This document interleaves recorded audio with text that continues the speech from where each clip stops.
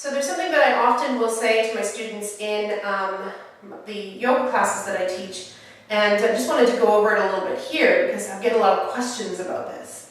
And that's practicing with the beginner's mind.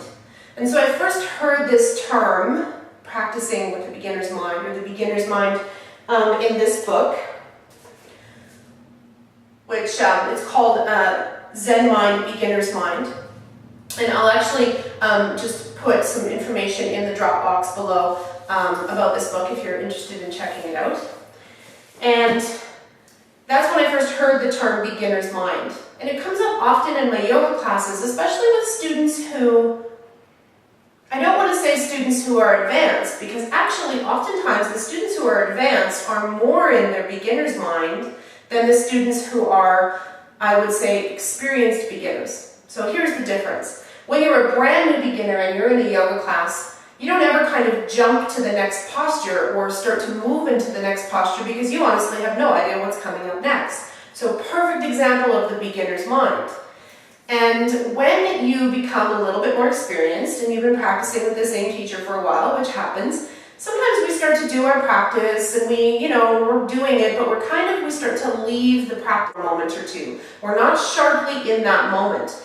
And so we think we know what's coming up, and we just do that, and then we realize, oh, the teacher has actually called out something else, and I'm actually not doing the same pose as everybody else in the room. How did that happen? So how that happened was when you were moving into what I would call what you think is the experienced mind. And I mean what you think is the experienced mind, because a true experienced mind is the beginner's mind.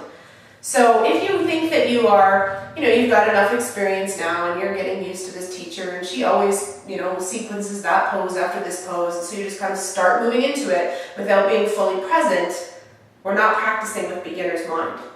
Practicing with beginner's mind, you would be fully in the pose that you're doing in this moment, and you would be listening and waiting and watching and learning, ready to absorb what's about to come up next, instead of thinking that you know what's going to come up next. And so when I said that this happens actually more with what I call experienced beginners, that's usually the case. People that have anywhere from 1 to say 3 years experience, this is where this tends to happen.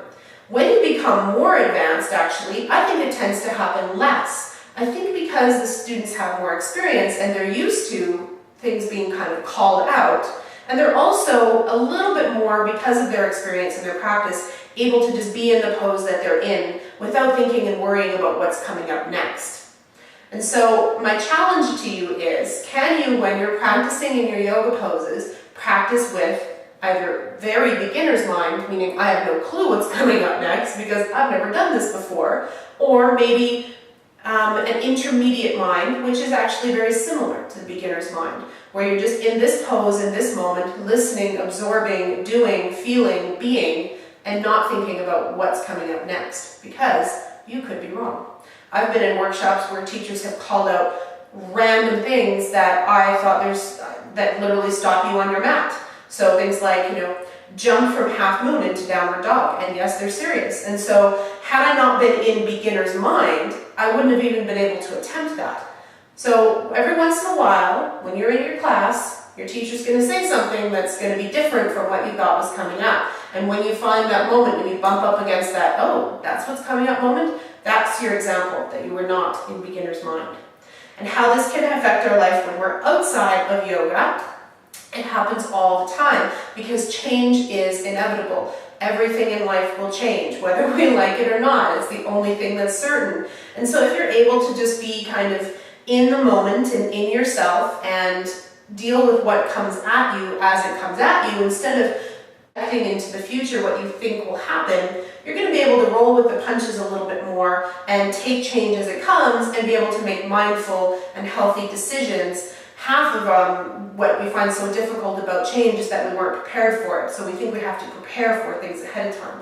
But if you can just kind of be in the moment, be in your beginner's mind, then when things come at you, you'll be able to deal with them in an authentic way. So hopefully that helps you take a lesson that we learned in yoga class, out of yoga class, off the mat, so that when you're out in your life, you can practice being in beginner's mind, knowing that you truly don't know ever what's going to happen next, and being okay with that. I hope that was helpful. Let me know if you have any challenges practicing beginner's mind or where you found it helpful in the comments below. Namaste.